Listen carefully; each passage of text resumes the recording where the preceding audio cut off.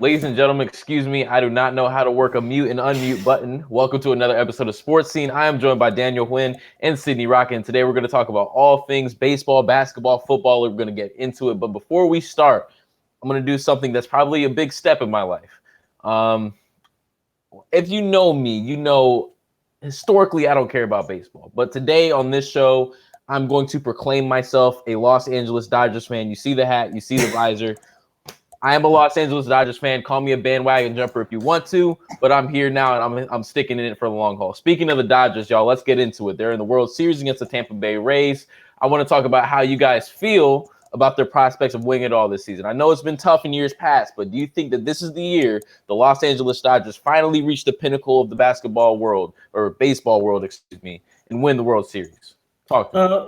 Reagan, I think Dodgers fans and baseball fans in general are some of the weirdest fans in the world, but that's not part of the topic. I think the Dodgers. I think the Dodgers honestly have the best, arguably the best team in all of baseball, and I think they finally end their 30 years some curse. Clayton Kershaw, who's been marred with postseason troubles, he looked fantastic yesterday. He pitched for 6 innings. He knocked eight batters out. I think the batters. Cody Bellinger, who has struggled all season, he's coming in at the right times. We all know he's coming off a clutch hit in Game 7 of the National League Championship Series. I think Mookie Betts, they're all coming in MVP form. Mookie Betts showed some speed last night. I think this team has it all together. Clayton Kershaw and Walker Buehler, they can be argued individually. They're 2 of the top 10 pitchers in all of baseball. The Rays have it as well, but I just think the Dodgers have it all. So I think the Dodgers are going to win this one. I'm going to agree with you right there. I feel like this is our year. Like, we have the team. I just have a really good feeling about this team. Like, a World Series since 1988. We've been in a long drought, and LA needs this win. Like, this can be the year of wins for LA. I feel like we can do it this year. I'll say this. I know I just proclaimed myself as a fan. And for the first time in my life, I've actually been paying attention to baseball because my roommates are baseball fans. So it has been somewhat forced, but, I'm not going to lie. It's been entertaining. But I'm looking at this Tampa Bay team, and I'm a little bit skeptical. I'm nervous, man. You got Tyler Glasgow. The dude's 6'8", so that pitching angle, right? When you have a taller pitcher, it makes it really awkward on the hitters to try to send that far. You got rising star Randy Rosanera, excuse me, and then you have a bat and Choi Chi-Men, bro. They have players, and I think a lot of people look at this Tampa Bay team and they don't really see that big star. They don't see a Kershaw. They don't see a Mookie Betts. They don't see one of these high-name, highly touted players, and they assume that this isn't that great of a baseball team. I don't think that's the case at all. It's very reminiscent of this past year's NBA Finals in which you had the Los Angeles Lakers facing against the Miami Heat. In Miami, while you didn't have that superstar, you did have a lot of really good pieces that operated like a well-oiled functioning machine. I think that's what Tampa Bay is. So that's not to discount this team at all, man. This is somebody that's hungry and they're coming. I'm going to agree with you there. Like, obviously, they didn't get here just off of pure luck. They do have talent. They're a talented team, and they don't have the big names. And the Dodgers and the Rays are both similar in a lot of aspects, but they're different in as we saw yesterday, the hitting. I think we're a better hitting team than them. I mean, and Reagan, you got to also remember, in sports, at the end of the day, what pushes you over is stars. And then, like you saw in the NBA Finals, stars win championships. And right now, I think the Dodgers have some of the best stars in the sport in general. And Tampa Bay lacks those. Well, lack of stars but a well-built team can carry you far. Stars is what eventually gets you that ring, and the Dodgers have the stars. But you're going to need those stars to perform. And if we look at precedent here, the Dodgers haven't had their stars perform in the biggest moments. And I know last night was great for Kershaw, and I know last night was great for Mookie and Cody Bellinger and Max Muncy. Everybody looked great. But I agree with that, but you can't dwell on the past. You have to keep moving forward. If teams kept dwelling on what they did in the last season, how are they ever going to progress? I'm just saying, as a team, right, you obviously don't want to dwell on the past, but as an observer, I have to go based on precedent. I have to say, my dad always used to tell me the best indicator of what you're going to do in the future is what you've done in the past. And in the past, this team has choked. They choke. And so I told you, I am a Dodgers fan now. I don't want it to happen, but if we're going off history here, they're gonna. It's been one game and they look great, but I'm still a little bit skeptical, man. I'm skeptical. But Reagan, I want to counter your point. At the end of the day, the past is the past, and it doesn't really matter. What matters right now is the present. And we saw last night, Clayton Kershaw. You know what? He looked like Clayton Kershaw. He wasn't choking at all. So if they keep performing this way, the Dodgers eventually win the series. Yeah, Clayton Kershaw definitely delivered one of his best World Series performances of his career. So let's just get that straight. If he continues on this path, it's over. It was beautiful. And I was concerned about the shoulder. I didn't even realize that he dislocated his shoulder in a celebration. That's tough. But he looked remarkable. He looked like everything that you paid for in Clayton Kershaw. I just hope for the Dodgers' sake that continues, because in years past, right, that's been one game that he's looked really great. How many data points can we point to where Clayton Kershaw did not look like Clayton Kershaw when you needed him to be Clayton Kershaw? There's a lot more of those than there are of Clayton Kershaw playing at his best in the clutch. So I have to be skeptical about it, man. I just have to. But Reagan, you're also forgetting one thing. There's also this thing called public pressure, and it's present in all sports. And I think it's been 30-something years since the last World Series. I think this team is feeling it. They've had their postseason disappointments. I think this team is motivated, and I think that's what pushes them over the edge. Yeah, I'm going to agree with you right there, Daniel. I feel obviously one game doesn't determine the whole series, and they're going to have to play harder for the rest of the series. But I feel like they have the momentum. They have the support of Los Angeles. And I feel like everybody knows this is our year. This is the Dodgers' year. So once you have that momentum, I feel like it's going to be hard for them to stop. Well, what do we think happens tonight? Game 2. Do we think that the Dodgers take a 2-0 lead? Do we think that Tampa Bay ties it up? What do you guys think happens tonight? Well, personally, even though I have the Dodgers win the series, I think they're gonna struggle a little bit tonight. Tampa Bay's starting Blake Snell. The Dodgers are starting a bullpen, but I actually think the Dodgers are gonna come out in a close one. I'm gonna be realistic. I feel like Tampa Bay could tie the series right here, but that doesn't mean anything. The Dodgers are still going to come back, in my opinion. I don't know. I agree with you, Sydney, in saying that Tampa Bay is going to take it tonight. I just really, baseball is one of those games where it's so unpredictable. And I remember observing, because I'm not that big into baseball, but I remember thinking, you see a pop out, right? And the ball pops straight in the air and it's out. That is millimeters away from being a home run if they just connect the bat right. So it's one of those things where things can sway one way or the other so easily. And when it comes like that, the things that are so important in baseball are the things that you can guarantee. And I don't feel confident in guaranteeing that the Dodgers play at the Dodgers level, that the level that they would need to play consistently to beat Tampa Bay, because again, based on precedent, if I'm taking the sample size that we've seen in years past from Kershaw, from Bellinger, obviously Mookie Betts wasn't there, but you had Max Muncy there. If I'm taking at those sample sizes and I'm trying to have a predictive outcome of what they're going to do in the future, well, hell, Reagan, I want to ask you this. What do you think Tampa Bay has to offer that Los Angeles doesn't? Consistency. Again, I don't have a bunch of data points from Tampa Bay to show that they're going to choke, but they were consistent. I mean, they led the AL this season. They were first in that, even though it wasn't, they were first in that or division or conference, I think it is. So they have a level of consistency that I just cannot stamp and say I have this utmost confidence that the Dodgers can be that consistent. I have a lot of faith in their young talent, and they've. Again, baseball is a weird game, and so I'm going to have more confidence in the teams that I'm confident can produce the same outcomes consistently. And to me, that's kind of more Tampa Bay than Los Angeles, although I want it for Los Angeles. I have serious doubts of what you're saying, Reagan. from what I saw last night, this team looks like they're on a mission. Again, I want to point back to the public pressure. Again, it's on this team. I think when that pressure's on you and you come up with that motivation, it's inevitable that you're gonna stay consistent. And I think consistency is gonna be around this Los Angeles team this time around. Yeah, and as we saw in the last series, consistency. The Dodgers needed to win those last couple games, and they did that. So I feel like with consistency, they can win this series, and it's going to be over. Consistency. I like that.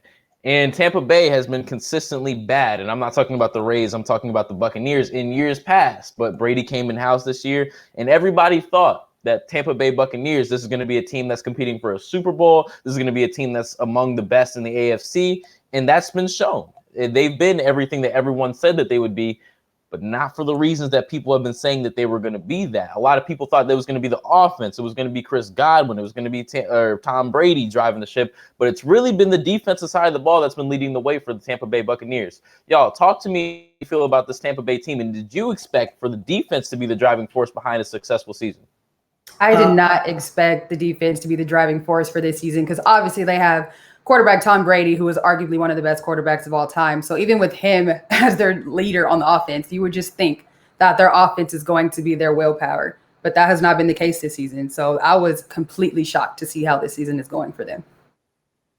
I completely agree with Sydney here. When you look at this paper, Mike Evans, Chris Godwin, and arguably the GOAT Tom Brady, you would think the Buccaneers were going to be one of the best offenses in all football, but no, that's not been the case. I mean, this is kind of good news for Tampa Bay because defense wins championships. Personally, I don't think they're going to. I think the NFC is loaded, so I think this Tampa Bay team's 1 year away. Well, I'm not sure Brady has that 1 year to give, man. They might need to capitalize on whatever juice he has left in the tank now. But I will say this, heading into the season, I was not confident about Tampa Bay at all. A lot of people were drinking the Kool-Aid on the offense, and I just didn't see it just because Tom Brady did not look like the Tom Brady we've come to all know and love, or know and hate if you're me, that he was in New England, right? He did not look like the same guy that was this past season. So I was wondering whether or not he'd be that guy in Tampa Bay this year. And, to his credit, he's only been second in completion percentage, 19th in QBR. His stats are okay. They're nothing spectacular. But the defense, man, I did not look at the defense. Everyone was so focused on the offense. Even I got caught up on what was happening on that side of the ball. I didn't notice Todd or Bowles going and switching from a 4 down lineman and 3 linebackers to 3 down linemen and 4 linebackers. I didn't notice that you had Levante David, Devin White. You had Shaq Barrett. You had Jason Pierre-Paul. You have Ndamukong Suh. You have Antoine Winfield. You have Carlton Davis, an emerging star, an emerging lockdown corner. You have so many talented players at every level of that defense.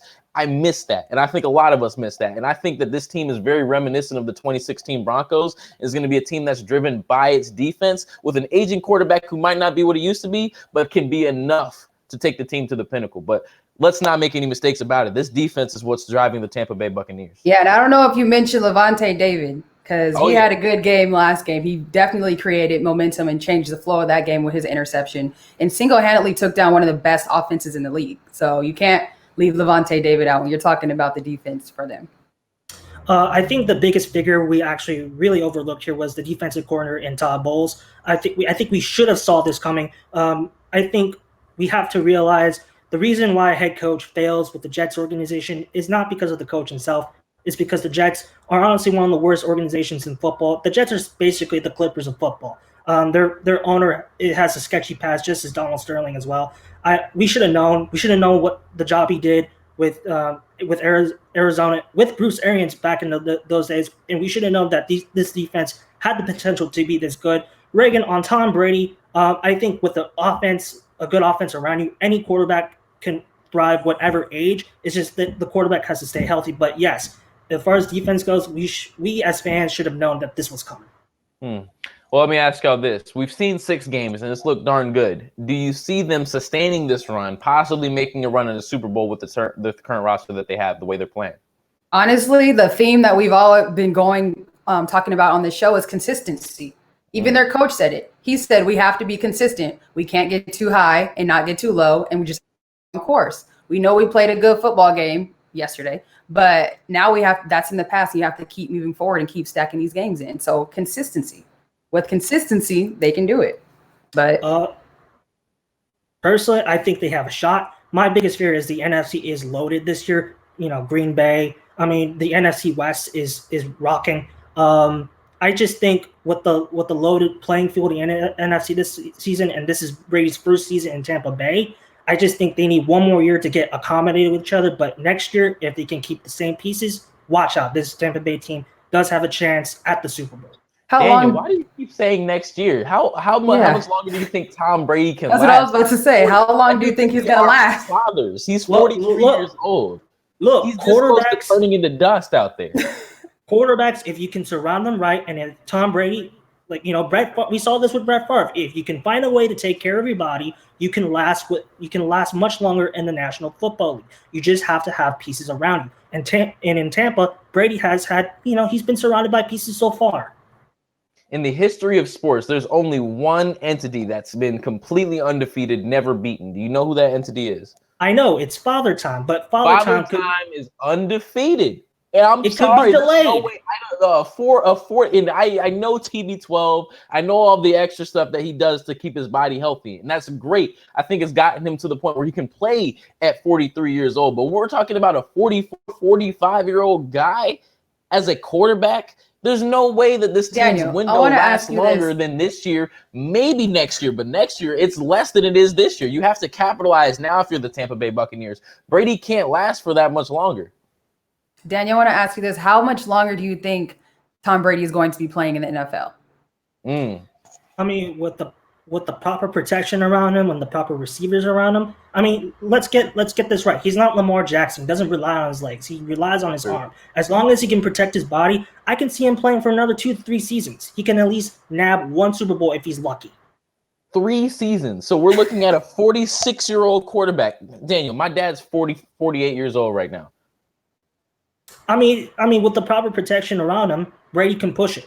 He can push it. I think a lot of times we get caught up in how quarterbacks, that don't use their legs can mature and they can stick around longer. But what people fail to understand is that this thing goes too. You ever seen an old person wake up, get out of bed like, I slept on my arm funny. It don't feel right today. That sort of stuff comes with age. Your legs go first, and your legs go first, and that's why Tom Brady's been able to stick around this long. But your arm can last longer. Yeah, but he can't last till you're doggone 47. You can probably get a prosthetic arm to help him out a little bit. I mean, but look at Brett Favre. I mean, he was 40, but his arm was still rolling, and that's all he needed. Brett Favre had one of the greatest arms we've ever seen. So when his arm did start diminishing, it still didn't look like he was out there floundering because he already had a good arm to begin with. That's never been Tom Brady. Tom Brady's never been a guy who can put the ball 40, 50, 60, 70 yards downfield like a Josh Allen or a Brett Favre. That's a guy who maybe tops can throw the ball at his peak 55, 60 yards, and that worked for him. But now that's that's a guy that you're not going to be able to last that much longer if you can only put the ball.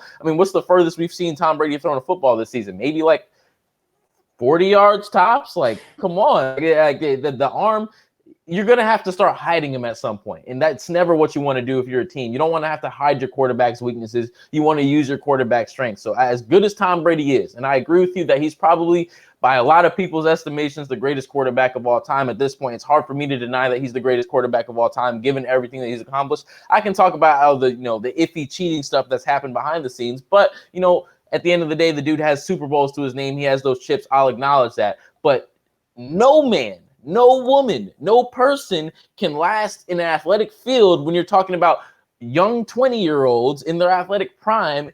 And you're 47, he's closer to a coach than he is a player at this point. There's no way that window lasts longer than 2 years. I mean, like I said again, if anyone can figure it out, it's Tom Brady. And he's done a good job of figuring it out so far. So, if anyone can do it, it's him. And again, it's all about, protecting your body, getting the right pieces around you. I think Tom Brady has the motivation to push it. And I think he has, and if he does it right, I think he has 3 seasons left in him. Yeah, but push it to what limit? What if he pushes it so much he hurts himself and there goes his career? Because that's from an athlete perspective, once you get older, you feel your body. You can't go as long as you used to. So it's like you can keep pushing, but your body's going to push back. So you don't want him to go out with a career-ending injury because he keeps pushing. It's been a great career, but as long as Tom Brady feels it's okay to play football, then he's probably going to be good at football. I agree. I think that Tom Brady is the type of dude that's not going to go easily. And I definitely feel like he has something that he feels he needs to prove to win outside of that Patriots organization, that a lot of people might attach his legacy to Bill Belichick's legacy, and that's not something he necessarily wants. So I do agree that he probably tries to push it, but I also agree that you're not going to be able to push it for that much longer, like you were saying, Sydney. There's no way. I mean, at some point, your body simply breaks down. Daniel, close it out for me, man. Tell me why 50-year-old Tom Brady can go win a Super Bowl. I mean, look at who he's surrounded it. I think of all the people around him, Tom Brady's built the most to succeed. And I think, I just trust Brady at this point. Like you cannot like not trust Brady. All right. He has the best people around him.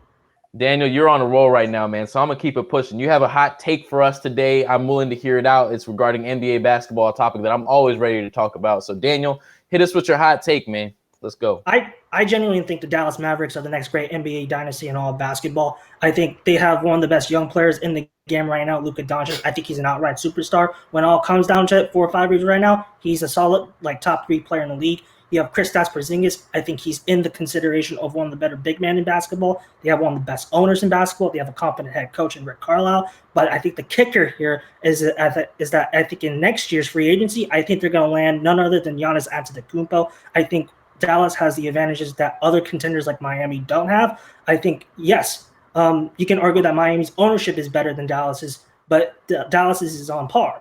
In terms of coaching, Rick Carlisle is honestly a tad bit better than Eric Spoelstra. And I think what gives Dallas's the edge around like a team like Miami here is that they have the duo of Kristaps Porzingis and Luka Doncic. That's better than the duo of Jimmy Butler and Bam Adebayo in Miami. And plus Dallas, Giannis strikes me as the type of guy that he doesn't really seek out the fame and glory of the game. He just wants to focus on basketball. Dallas, while not a big town, is not the biggest town in the world as well. So I think Dallas is a good fit for him. And by the way, with this addition, the Lakers are only going to get older, and you don't know about Golden State's injury history. So Daniel, I'm going to agree with you right here. Giannis is not going to Dallas, straight up. I don't think he's going to Dallas. Nope. And when you think of a dynasty, you think of the Lakers, the Bulls, the Spurs, even Golden State. I don't see Dallas up there anytime soon. But they have the people and the ownership to lure a player like Giannis to Dallas. Dallas is an organization. It's a well-run organization that's focused on winning. When I think about a dynasty, yeah, you got to at least put 3 chips together. I think that's kind of like the baseline of what can quantify a dynasty. You got to put at least 3 chips together within maybe a 7-8 year time span, and those chips have to be relatively close to one another for me to qualify you as a dynasty, right? You mentioned Golden State, you mentioned the Spurs, you mentioned the Lakers. These are the dynasties we've seen in years past. Daniel, I think the Dallas Mavericks have a boatload of potential to build on, whether they decide to keep the team that they currently have. Of course they do. Luka Doncic is going to be he's arguably already a top 5 player in this league. You have Kristaps. I don't disagree with you on those points. I think that this team has the potential to go win 1, maybe 2 championships. But my argument against you is contingent on this, man. The league has so much parity we've seen in years, right? There's young teams across the face of the league that are going to ascend. When we talk about the Celtics, we talk about the Nuggets, the Lakers. Even when LeBron ages out, you have AD there, and somebody else is coming. You have the Nets, you have the Hawks, the Grizzlies are on the rise, the Pelicans are on the rise, the Timberwolves are on the rise. You have so much young talent around the league that I don't see any team, whether it's the Mavericks, whether it's the Bucks, whether it's the Lakers, I don't care who it is. I don't see any team rattling off 3 championships in a short time span, just simply by product of the fact that you have so much talent around this league, man. It's so equally dispersed. No team can ascend to a point where it's head and shoulders above everyone else. Personally, so Reagan, are you saying that dynasties, in your opinion, are over? For the time being, I'm not going to say it's over because basketball goes back and forth. But in the foreseeable future, I don't see any team being a dynasty. I see a lot of really good. I mean, we even saw it this year. Did anyone feel confident in stamping their name to any of these teams saying that they're going to win a chip? Right? Obviously, you have people pandering for the Lakers. You have people going for the Clippers. But at the beginning of the season, did we really know what the hell was going on? The most confident you could have been saying was the Clippers are going to win the championship, and they didn't even make it to the Western Conference Finals. This league has parity. No dynasties in the foreseeable future. Reagan, I completely disagree with you. Like, I love basketball. You may disagree with here. This period in the NBA is kind of rare because the NBA has never been a league about parity. There's always been super teams, and the NBA is a superstar-driven league. And with the pressure, like more than any other sport, honestly, to win a championship. So I think Giannis, like he may say he's not going to leave Milwaukee right now, but with the pressure on him to win a championship, eventually he's going to bolt. They said the same thing on LeBron James, and when he was in his first round with Cleveland. I mean, and he bolted. The same thing with Kevin Durant. He said he wasn't going to leave Oklahoma City. Look what happened. He signed with the Golden State Warriors, a team that Daniel, but why are you so confident that he's going to go to Dallas? Because why is that your argument? Because they have one of the best owners in the league. They have a competent head coach, and they have the best pieces that can serve him around him. Sydney, you seem kind of questioning that he might go to Dallas. Where do you think he might end up? I think he might end up in Golden State. Oh. No. That's my hot take. I think he might end up in Golden State. No. That I would rather see Daniel's tale play out. I don't want to see that. A Steph Curry and Giannis Antetokounmpo pick and roll with Klay Thompson on the wing. That strikes fear into the heart of basketball teams across Giannis goes. I don't want to see it either. I don't want to see it. Giannis to me strikes me as a person that's not going to jump ship unless he feels like that the organization is not going to put him in a championship position. It's not going to build a team around him to make him able to win a championship. And, it seems to me at this particular juncture that, he has at least confidence to ride it out with Milwaukee. I wouldn't be surprised at all to see him sign a short-term contract with Milwaukee after this contract runs up in 2021. Okay, honestly, but do you see him getting a championship with Milwaukee? Because I don't. Because it's not as like it's currently constructed. No, I think either Giannis has to take up a step in his game to where he can be a apt decision maker in those crunch time moments if they're going to keep handing him the ball, or you're going to need another piece like a Chris Paul, like a ball handler outside of Chris Middleton, who I don't think is a very clutch player at all. You need somebody who can make those decisions in crunch time and provide those clutch playmaking. That's not Chris Middleton to me, even though I think Chris Middleton's a darn good basketball player. He's just proven himself not to be that dude. So this current iteration of the Milwaukee Bucks, no, I don't see them winning a championship. But I guarantee you, if Giannis goes into that office and says, okay, if you don't change, I'm dipping. You're going to change for Giannis Antetokounmpo. That's one of the best young players in this league, if not the best young player in this league. They'll do, he's got that organization at his fingertips right now. So they'll be able to put up what he wants.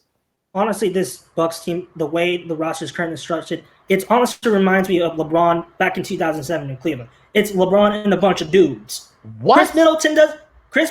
A bunch of dudes? Chris Middleton's an all-star. What? He is, but he doesn't really serve. Team. Eric Bledsoe's on the defensive team. Chris Middleton has shown time and time again he's not that player that Giannis needs in the playoffs. I can see that, but he's not a dude. It's LeBron and a bunch of dudes. A bunch of dudes. Chris Middleton's a dude to you? I mean, he's a good player. He's not the star you need, though. Sydney, help me out. Because I have to take a breather. So help me out, Sydney, because I have to process what Daniel just said. I think it's really clear that both you and I both disagree with a lot of things Reagan are saying. Some are just blasphemous. So a dude? Have you seen Chris Middleton hoop? He's a good player. 20 a game? Okay. These Bucks players are slightly better than that 07 Cavs team. Slightly better. I'm not saying the same basketball. I feel like I can't acknowledge what you just said. That's ridiculous. I will concede the fact, right, that the Bucks players are not quite what Giannis needs to take him over the top. I don't feel confident that that's the championship caliber team. But when I think about 07, and mind you, I'm 6 years old, but I know enough to say that when you're looking at LeBron James and the next best players, Anderson Varejao, that we cannot equate these two things like they're the same thing. That Bucks team is a championship caliber team. They have championship caliber talent. It hasn't worked out to the point where they can go win a chip because they don't have the clutch players that they need to go win a chip. But that's championship caliber talent across the board. When we think about George Hill and Bledsoe and Chris Middleton, when we think about Brook Lopez, Wesley Matthews, like these are really, really good players that any team would be glad to have. I guarantee you, as Lakers fans, we would love to have Chris Middleton in our team right now as a secondary ball handler. Let's not act like these dudes are scrubs. Come on, man. I'm just making an argument here. I just don't think it's just very reminiscent. I mean, Giannis doesn't really have any superstars around right now, just like LeBron did back in Cleveland the first time around. Ooh. Okay, there's no superstars, but let's not. I mean, they're not scrubs. They're not bums. These aren't Joe Schmoes out here. These are all-star caliber players. Sydney, any parting words for Daniel on what might be the hottest take in this show's history? You came in thinking that the hot take was going to be Giannis dips and Dallas is the next dynasty. Turns out the hot take is that Milwaukee sucks outside of Giannis. That's crazy. That's crazy. And my closing statements are: Giannis is not going to Dallas. I don't think Giannis is going to stay with the Bucks. So it's going to be interesting to see what he chooses in the end, because in the end, it's his choice. So I guess we're just going to have to wait and see. No doubt about it. That'll do it for this episode of Sports Scene.